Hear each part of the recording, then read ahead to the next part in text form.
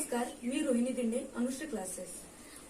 आज आपण class 12चा new topic बघणार आहे ऍज पर न्यू सिलेबस 2020. तो टॉपिक आहे डिफरन्शिएशन. आता सगळ्यात महत्वाचं बघा, 12वीला जरी मुलं गेले असतील तरी त्यांना डिफरन्शिएट आणि इंटिग्रेशन याच्यातला फरक समजत नाही. तर आता बघा, डिफरन्शिएशन म्हणजेच काय, एक समजा लॉंग टर्म आहे एखादी आणि लॉंग टर्म आपण स्टडी करण्यासाठी ती डिफरन्शिएट करतो, त्याला आपण म्हणतो डिफरन्शिएशन. आणि याच्या अपोजिट इंटिग्रेशन आहे स्मॉल टर्मचा स्टडी करून त्याच्यावरून जर आपल्याला लॉंग टर्मचा स्टडी करायचा असेल तर आपण इंटिग्रेशनचा वापर करतो. तर याच्यामध्ये बघा, डिफरन्शिएशन जे काय आहे त्यालाच आपण डेरिव्हेटिव्ह सुद्धा म्हणतो. आता हे डिनोट कशाने केलं जातं बघा, एक तर वाय एफ ऑफ एक्स या पद्धतीनं लिहिताना म्हणजे देताना फंक्शन तुम्हाला या पद्धतीनं देतात, ठीक आहे. तर वाय दिलं असेल किंवा एफ ऑफ एक्स जरी दिलं असेल तरी सुद्धा डिफरन्शिएटचाच हा प्रॉब्लेम आहे. तर मी इथं बघा, डिफरन्शिएशन ज्यावेळी तुम्ही शिकत असताय किंवा इंटिग्रेशनही असतो तर सगळ्यात मोस्ट इम्पॉर्टंट थिंग म्हणजे इम्पॉर्टंट जे आहे ते फॉर्म्युले. तुम्हाला भलेही कुठल्या मेथड्स किती पार्ट जरी असतील किंवा काही जरी असेल तर तुम्हाला हे फॉर्म्युले पार्ट पाहिजे, तर आणि तरच तुम्हाला हा टॉपिक जमणार आहे. आणि फॉर्म्युले काय एवढे अवघड नाही आहेत, लक्षात व्यवस्थित राहू शकतात. तर पहिला फॉर्म्युला बघा, x raise to n is equal to n into x raise to n minus 1 आहे. 1 अपॉन एक्सचा फॉर्म्युला आहे minus 1 upon x square. 1 upon x raise to एनचा फॉर्म्युला आहे मायनस एन अपॉन ला x raise to n plus 1. Root x formula आहे is equal to 1 upon 2 root x. E raise to एक्सचं derivative e raise to एक्सच असतंय. ए raise to x is equal to a raise to x log a असतंय आणि log एक्सचं derivative 1 upon x असते. आता बघा, हे आपण स्टडी केल्यानंतर आणखीन मी इम्पॉर्टंट म्हणजे याच बरोबर आपल्याला ट्रिग्नोमेट्रिक फंक्शन सुद्धा डिफरन्शिएट आपल्याला पाठ पाहिजे. म्हणजेच त्या टर्म बघा कुठल्या, तर साइन, कॉस, टॅन, कोसेक, सेक, कॉट यांचं डेरिव्हेटिव्ह आपल्याला पाठ पाहिजे. मग आता बघा, मी इथं लिहितोय साइन एक्स कॉस एक्स, म्हणजे हे आपल्याला एफ ऑफ एक्स म्हणून मी या टर्म खाली लिहिणार आहे. पुन्हा समजा हा टॅन एक्स आहे, पुन्हा कोसेक एक्स, पुन्हा सेक एक्स आणि पुन्हा काय आहे बघा लास्टला कॉट एक्स. आता ह्याचं डेरिव्हेटिव्ह लक्षात ठेवताना बघा, फर्स्ट टर्म लक्षात ठेवताना काय करायचंय, आता एफ ऑफ एक्स तुम्हाला फंक्शन दिलं असेल तर त्याचं बघा एफ डॅश ऑफ एक्स होतंय. जर समजा वाय मध्ये फंक्शन दिले असेल एक तर वाय डॅश म्हणून घ्या किंवा डीवाय बाय डीएक्स म्हणून घ्या.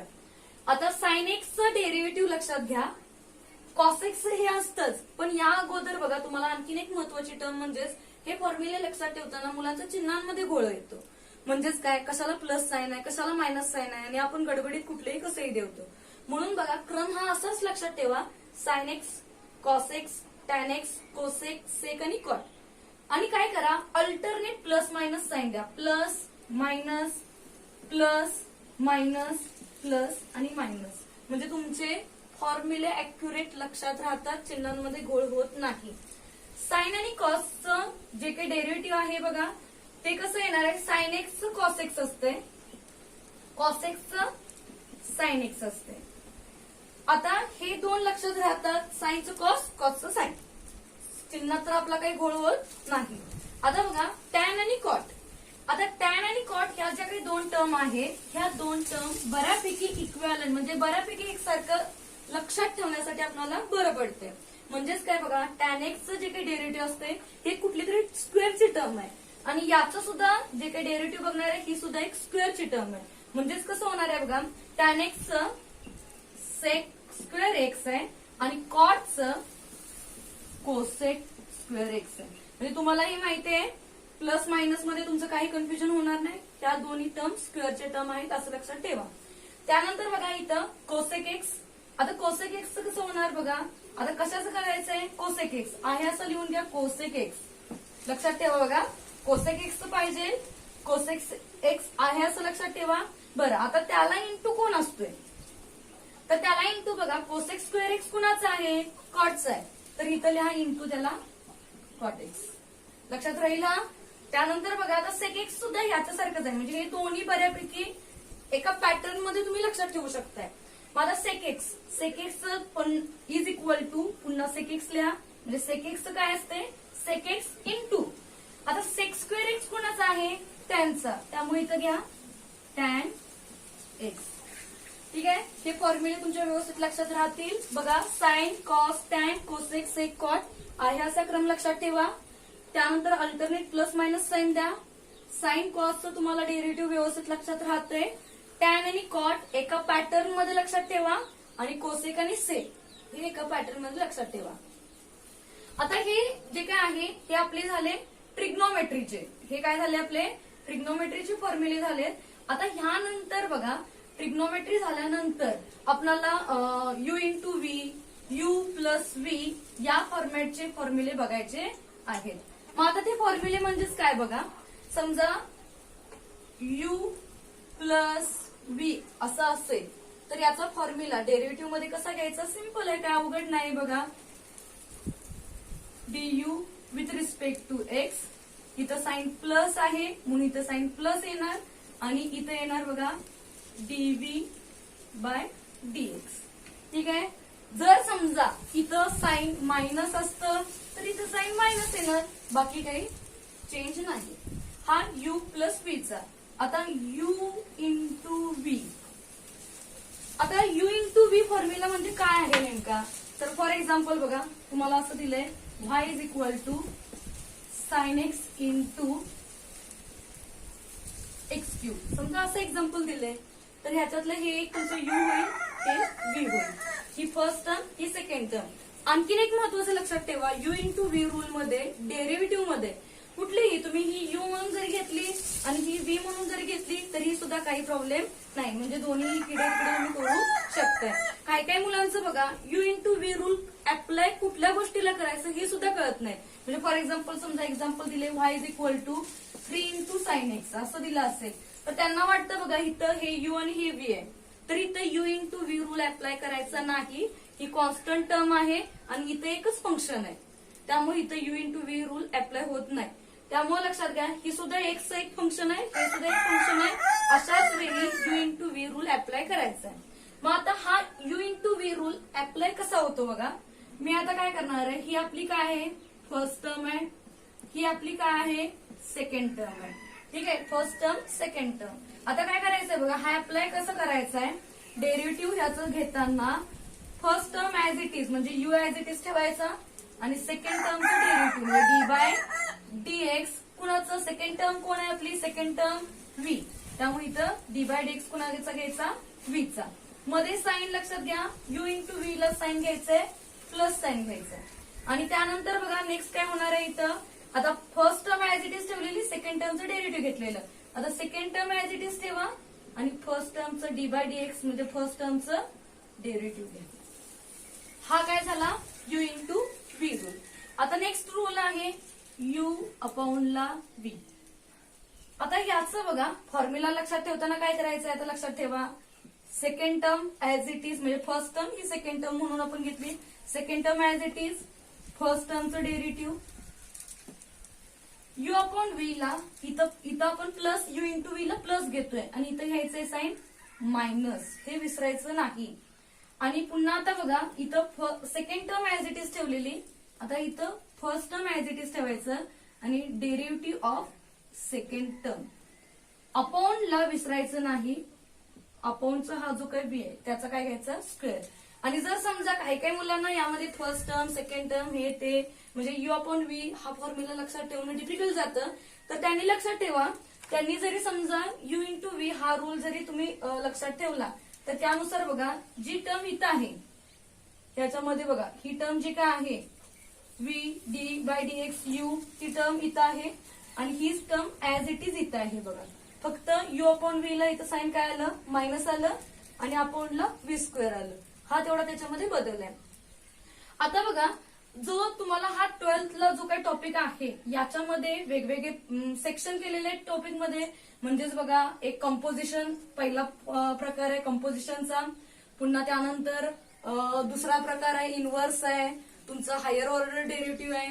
तर आपण बघा डिटेलमध्ये आता ह्या लेक्चरला कंपोजिशन बघायचं आहे. आता कंपोजिशन म्हणजे काय बघा, तर तुम्हाला एक समजा एक बेसिक एक पहिलं मी एक्झाम्पल घेईल, ते तुम्हाला समजल्यानंतर नेक्स्ट एक्झाम्पल आपण घेऊया. समजा तुम्हाला एक्झाम्पल दिले y is equal to 2x³ plus 5x plus 2. एक बेसिक एक्झाम्पल आपण स्टडी करूया. आता बघा हे तुम्हाला एक्झाम्पल दिलेलं असते. आता ह्या एक्झाम्पल मध्ये काय करायचंय बघा, आन्सर ज्यावेळी तुम्ही डेरिव्हेटिव्हचा आन्सर काढत असताय ते कंपल्सरी लक्षात घ्या, कंपल्सरी पूर्ण टॉपिक मध्ये हा शब्द येणारच तुम्हाला. Differentiate with respect to x हे शॉर्ट मध्ये लिहा, विथ रिस्पेक्ट टू एक्स हे शॉर्ट मध्ये लिहिलं तरी सुद्धा चालतंय. आता बघा हे डिफरन्शिएट करायचं, तर वाय मध्ये दिले तर कसं होणार बघा, dy by dx is equal to. आता इथं काय करा, ह्याचा आपल्याला डेरिव्हेटिव्ह घ्यायचंय. आता हे बघा प्लस मध्ये साईन आहे. समजा आता व्यवस्थित रिप्रेझेंटेशन आपल्याला करायचंय तर कसं करा, पहिल्यांदा काय करायचंय बघा, डी बाय डीएक्स कुणाचा घ्यायचा आहे, 2x²चा, म्हणजे एवढ्याच टर्म साठी डी बाय डीएक्स लागू केला मी. पुन्हा प्लस नेक्स्ट ही टर्म आहे डी बाय डीएक्स कुणाचा, 5x चा, प्लस डी बाय डीएक्स कुणाचा, तर 2चा. तर बघा आता हे फॉर्म्युले जे आपण बघितले, अजून एक तुम्हाला एक फॉर्म्युले 1-2 लागतात. ते कुठले, कॉन्स्टंटचं डेरिव्हेटिव्ह, कुठलाही कॉन्स्टंट असून दे, कॉन्स्टंटचं डेरिव्हेटिव्ह हे जे काय असते ते काय असते, 0. काय असते कॉन्स्टंटचं डेरिव्हेटिव्ह, 0. एक्सचं तुम्हाला माहितच असेल 1. हे ऑलरेडी 11वीला फॉर्म्युले सगळे झालेलेच आहे. तर आता बघा आपण सॉल्व्ह करायला घेऊया. आता इथं बघा काय झालंय, हा 2 आहे आणि x² आहे. तुम्ही म्हणणार 2 कॉन्स्टंट आहे, तर हा कॉन्स्टंट नाहीये, हा कोइफिशियंट आहे. आणि कोइफिशियंट कधी 0 करायचा नाही. हा कोइफिशियंट आहे असा घेऊया 2, कारण की हा x² आहे बघा, त्याचा हा कोइफिशियंट आहे. 2 आहे असा घेतला, त्यानंतर x²चं डेरिव्हेटिव्ह, x² आला म्हणजेच काय झालं, x⁻n फॉर्मॅट आला. मग इथं फॉर्म्युला आहे बघा, x⁻n चा फॉर्म्युला काय आहे, जी काही पॉवर असेल ती पुढे येते आणि x⁻² काय होते, पॉवरच्या -1 होते. म्हणजेच काय होणार बघा, हे तर 2 आपण हे जे काही 2 आहे ते हे 2 आहे असं मी घेतलंय. आता हे सॉल्व्ह करताना हे पुढे काय येणार, पुन्हा हे 2 येणार x²चं, म्हणजे इथं n हा पुढे आला आणि x⁻² काय होणार बघा, 2 - 1 होणार. प्लस आता इथं सुद्धा बघा हा जो काय 5 आहे, हा सुद्धा 5 काय आहे, कोइफिशियंट आहे. कुणाचा आहे, तर एक्सचं कोइफिशियंट आहे. त्यामुळे काय झालं, ही कॉन्स्टंट टर्म तुम्ही म्हणू शकत नाही. ज्यावेळी कुठलीही एक्सची टर्म कुठलीही म्हणजे जर समजा अटॅच नसेल, इथं आहे बघा त्या पद्धतीनं, तर आणि तरच त्याचं डेरिव्हेटिव्ह आपण 0 घेतोय. ठीक आहे, तर याचं बघा काय होणार आहे, डी बाय डीएक्स 5x हे 5 मी आहे असं कॉन्स्टंट घेतलं आणि एक्सचं तुम्हाला ऑलरेडी सांगितलं मी, एक्सचं डेरिव्हेटिव्ह काय असते 1. मग इथं समजा 1 लिहिला तरी चालेल, नाही लिहिला तरी चालेल, काही प्रॉब्लेम नाही.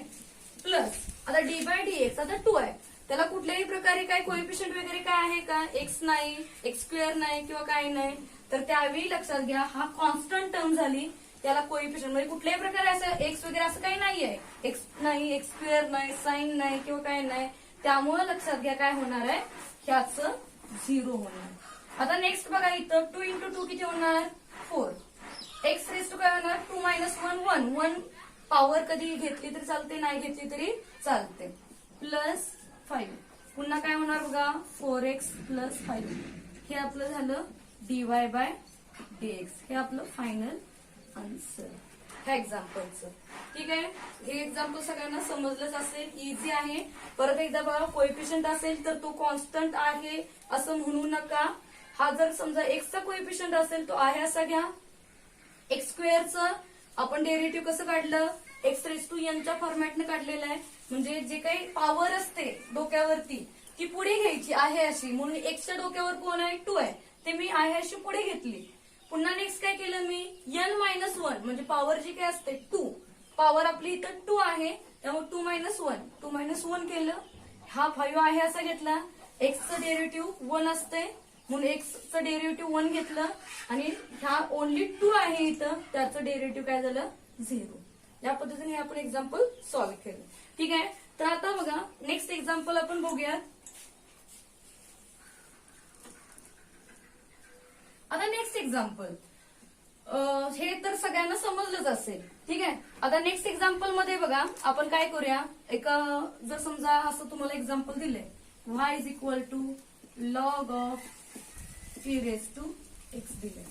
ठीक आहे. आता काय झालंय बघा, कंपोजिशन म्हणजेच प्रकार काय, कंबाईन मध्ये फॉर्मॅट असतोय. म्हणजे आता बघा इथं फॉर्म्युला तुम्हाला काय झालेला, लॉग एक्स झालाय, log e raise to x नाही झाला. ठीक आहे. पण इमॅजिन करायचं माइंड मध्ये की हा आपला एक्स आहे. ठीक आहे. अशा पद्धतीने सॉल्व्ह करताना बघा परत येणार हा शब्द differentiate with respect to x, ही टर्म आली. पुन्हा नेक्स्ट होणार dy by dx is equal to काय होणार बघा. आता हे इमॅजिन करा तुम्ही की हे एक्स आहे, मग लॉग एक्सचं डेरिव्हेटिव्ह काय आहे 1/x. फक्त इमॅजिन केलंय, ही एवढी जी काही टर्म आहे ह्याला आपण काय इमॅजिन केलंय, एक्स असं इमॅजिन केलंय. ठीक आहे.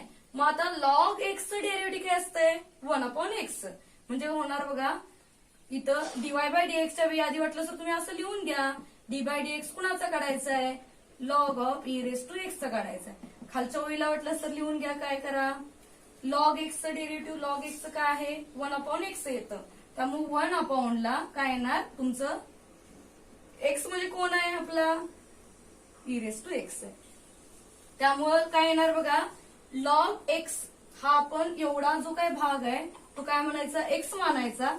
फक्त इमॅजिन करा लॉग एक्स जर असता तर डेरिव्हेटिव्ह काय आलं असतं 1/x. त्यामुळे 1/e रेस टू एक्स. आणि या टर्म मध्ये जे माइंड मध्ये तुम्ही ठेवलंय हे एक्स आहे असं इमॅजिन केलंय, त्याचं परत डेरिव्हेटिव्ह घ्यायला विसरू नका. म्हणजे ह्याच्या पुढे काय करायचं तर डी बाय डीएक्स कुणाचा ई रेस टू एक्सचा. मग काय होणार बघा 1 हे ई रेस टू एक्स आहे. आता हे काय होणार d by dx e raise to x. तुम्हाला ऑलरेडी मी सांगितलंय ई रेस टू एक्सचं डेरिव्हेटिव्ह ई रेस टू एक्सच असतंय. त्यामुळे ह्याचं derivative e raise to x आलं. ह्या ई रेस टू एक्सला हे e raise to x cancel झालं. आन्सर काय आलं 1. म्हणजे dy by dx is equal to 1 आलं. ठीक आहे. हे एक्झाम्पल तुम्हाला सगळं समजलं असेल. ह्याच फॉर्मॅटचं अजून एक आपण एक्झाम्पल बघूयात. नेक्स्ट एक्झाम्पल बघा, y is equal to under root sine x cube. आता बघा मुद्दामच जरासं डिफिकल्ट लेवलचं एक्झाम्पल मी दिले, म्हणजे डिफिकल्ट तुम्हाला असं वाटेल पण तसं डिफिकल्ट नाही येते. काय करायचंय बघा, y is equal to under root मध्ये साइन एक्स क्यूब आहे. सगळ्यात महत्वाचं हे जे काही तुम्ही ज्यावेळी एक्झाम्पल सॉल्व्ह करत असताय सगळ्यात महत्वाचं तुमचा कॉन्फिडन्स आहे की मला हे एक्झाम्पल मी माझ्या मेथडनं मी सॉल्व्ह करणार आहे आणि ते माझं आन्सर बरोबरच येणार आहे. म्हणजे आता बघा काय करायचंय, पहिल्यांदा आपण हे तर वाक्य घेणार differentiate with respect to x हे घेणार. त्यावरून झालं dy by dx is equal to. आता मी तुम्हाला ऑलरेडी सांगितलंय बघा काय करायचंय. आता अंडर रूट बघा इथं अंडर रूट मध्ये एक्स आहे, याचं डेरिव्हेटिव्ह तर तुम्हाला माहित आहे 1/2 रूट एक्स. ठीक आहे.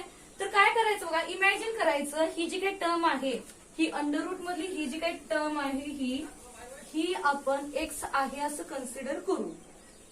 ठीक आहे. मग इथं एवढं लक्षात घ्या, कन्सिडर करू म्हणून लेटस्ट कन्सिडर असं काही म्हणत बसायचं नाही, माइंड मध्ये ते फक्त कन्सिडर करायचंय.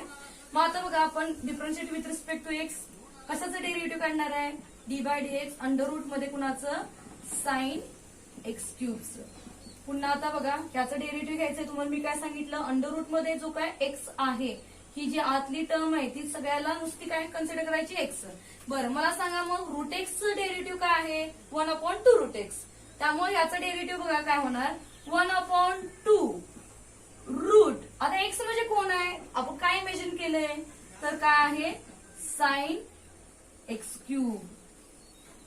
समजलं बघा. परत एकदा d by dx under root मध्ये ही टर्म आहे ती काय आहे आपली एक्स आहे असं इमॅजिन करायचंय. म्हणजे कोण झालं, जर समजा हे मी एक्स मानलंय अंडर रूट मध्ये एक्स झालं ना आपलं, मग अंडर रूट मध्ये एक्सचं डेरिव्हेटिव्ह काय आहे 1/2 रूट एक्स. त्यामुळे काय होणार आहे बघा 1/2 रूट एक्स. रूट एक्स म्हणजे कोण आहे ही आपली टर्म आहे, त्यामुळे ही आहे अशी घेतली. बरं तुम्हाला मी काय सांगितलं, जे आपण कन्सिडर करणार आहे इमॅजिन करणार आहे त्याचं परत डेरिव्हेटिव्ह घ्यायला विसरायचं नाही. म्हणजे डी बाय डीएक्स कुणाचं घेणार, जे एक्स म्हणून मानलेलं आहे, जे एक्स म्हणून मानलेलं आहे त्याचं डेरिव्हेटिव्ह कोण आहे साइन एक्स क्यूब. ठीक आहे. आता परत बघा नेक्स्ट काय होणार 1/2 हे आहेच मी घेतलं याचा तर डेरिव्हेटिव्ह. परत बघा आता काय आपण ट्रिग्नोमेट्रीचे इथं फॉर्म्युले लिहिलेलेच. साइन एक्सचं डेरिव्हेटिव्ह काय होतं कॉस एक्स. पण इथं काय आहे साइन एक्स क्यूब आहे. परत लक्षात घ्या, हा एक्स क्यूब आहे ना, इमॅजिन करा नुसता एक्स आहे, मग साइन एक्स आहे असं समजा. मग साइन एक्सचं डेरिव्हेटिव्ह काय येणार, कॉस एक्स. म्हणजे इथं काय होणार बघा, आपलं इथं होणार कॉस एक्स, म्हणजेच कोण आहे आपला एक्स क्यूब आहे, म्हणून कॉस एक्स क्यूब झालं इथं. आता परत जे इमॅजिन आपण केलंय हे काय केलंय, एक्स क्यूब. जे इमॅजिन केलेलं ते परत त्याचं डेरिव्हेटिव्ह घ्या, म्हणजे काय घ्यायचं, डी बाय डी एक्स कुणाचा, एक्स क्यूबचा. बघा परत एकदा काय केलं, या अंडर रूट मध्ये ही टर्म इमॅजिन केली, एक्स आहे, अंडर रूट एक्सचं डेरिव्हेटिव्ह असते 1/2 रूट एक्स, पण जो इमॅजिन केलाय तोच एक्स म्हणून घ्यायचा. नंतर डी बाय डी एक्स जो इमॅजिन केलाय तो घेतला, त्याचा डेरिव्हेटिव्ह घ्यायला विसरायचं नाही. पुन्हा हे आहे असं खाली घेतलं मी, साइन, परत हा एक्स नुसता मानला, साइन एक्सचं डेरिव्हेटिव्ह कॉस एक्स असते, पण एक्स म्हणजे कोण आहे आपला इथं, एक्स क्यूब आहे.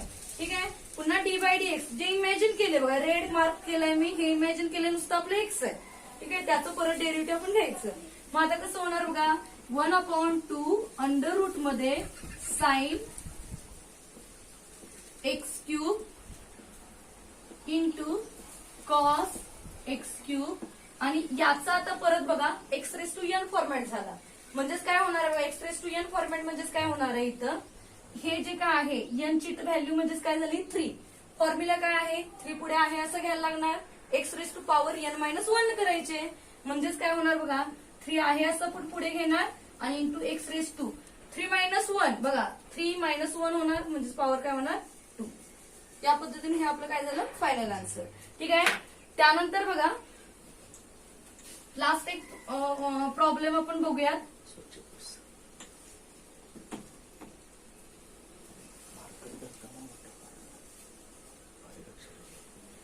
आता बघा नेक्स्ट एक्झाम्पल, जर समजा तुम्हाला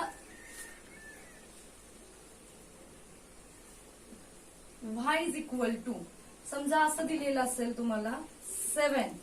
आता 7 रेस टू आपण पॉवर घेऊया, समजा 10x घेऊया. आता हा पॅटर्न कसा झाला बघा, a raise to x format झाला. काय झाला, a रेस टू एक्स. मग आता याचं बघा डिफरन्शिएट कसं करायचं, differentiate with respect to x. त्याचं होणार dy by dx is equal to d by dx कुणाचा 7 रेस टू 10x आहे. बरं मला सांगा आता इथं कसं आहे, फॉर्म्युला आहे बघा, a रेस टू एक्स चा फॉर्मॅट काय आहे, a raise to x log of a आहे. ठीक आहे, मग आता इथं बघा a म्हणजे 7 आहे आणि ही एक्स ची टर्म आहे. आता ही सुद्धा इमॅजिन करावी लागणार, हे एक्सच आहे नुसतं. तर कसं होणार बघा याचं डेरिव्हेटिव्ह. आता मुलांना बघा कन्फ्युजन कसं होतंय, ज्या वेळी समजा फॉर एक्झाम्पल असं दिलंय, एक्स रेस टू 7 दिले आणि 7 रेस टू एक्स दिले, यामध्ये मुलांचं कन्फ्युजन होण्याची शक्यता आहे. हे झालं x raise to n term झाली आणि ही झाली a raise to x term झाली. त्याचा फॉर्म्युला वेगळा आहे एक्स रेस टू एनचा, हे एन झालं आणि हे झालं ए रेस टू एक्स झालं. तर यात कन्फ्युजन करून घेऊ नका, हा आपला फॉर्मॅट आहे ए रेस टू एक्सचा. ठीक आहे, मग ए रेस टू एक्सचा फॉर्म्युला काय आहे, a raise to x into log a. मग त्या फॉर्मॅटला सॉल्व्ह करूया बघा. आता हे काय झालं, ए रेस टू एक्स लॉग ए, म्हणजेच कसं होणार बघा, 7 tan एक्स आहे असं, म्हणजे जसं बघा ए रेस टू एक्स आहे असं, म्हणजे ए रेस टू एक्स आहे असं घेतला मी into log of a. Log of a म्हणजेच कुणाचा येणार, 7चा येणार. ठीक आहे, पण इथं एक्स टर्म नाहीये, इथं कोण आहे तर tan एक्स आहे. कोण आहे, tan एक्स. तो आपण हा जो आहे हा एक्स म्हणून इमॅजिन केलेला, त्यामुळे बघा हे काय झालं, ए रेस टू एक्स झालं आणि लॉग ए झालं. तर याचं परत काय करायचं, डी बाय डी एक्स कुणाचा, तर tan एक्सचा घ्यायचा. मग आता बघा 7 tan x into log of 7. आता tan एक्सचं डेरिव्हेटिव्ह मग आठवा बघा, फॉर्म्युला ट्रिग्नोमेट्रीचे मी सांगितलेले, sine cos tan cosec sec आणि कॉट. मग साइन आणि कॉस दोन्ही जरा इक्विव्हॅलंट आहेत. त्यानंतर टॅन होता बघा, आता तुम्हाला मी सांगितलेलं बघा, sine cos tan cosec sec आणि कॉट अल्टरनेट प्लस मायनस, त्यामुळे ह्याला साइन काय येते प्लस. पुन्हा तुम्हाला मी सांगितलेलं बघा टॅन आणि कॉट यांचं स्क्वेअरची टर्म आहे आणि टॅनचं काय येते सेक स्क्वेअर एक्स.